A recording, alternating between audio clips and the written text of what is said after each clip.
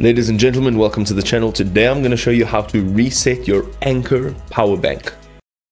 Alright, ladies and gentlemen, this process is very straightforward and simple, so let's get going. First of all, when should you consider resetting? Okay, so if you're having charging issues, if there's unusual heat coming from your power bank, and then if you have any battery problems, which would include rapid battery drain or incorrect battery level indicators, and then a complete unresponsiveness.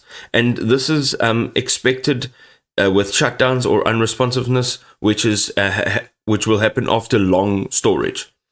A reset recalibrates the internal circuitry of the power bank, and it often resolves these issues without requiring a costly replacement.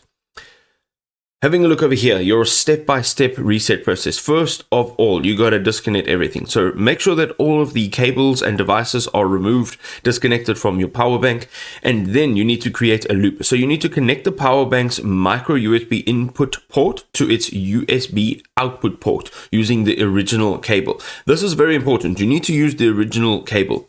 You then need to wait and keep this connection for about 15 seconds, and then you need to go and watch for signals. All right, then the reset is complete when your LED lights will stop flashing.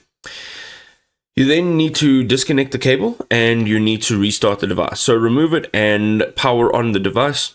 Make sure that it is then going to be plugged in and fully charged before you use the power bank again, and this will ensure proper calibration. I hope this was helpful.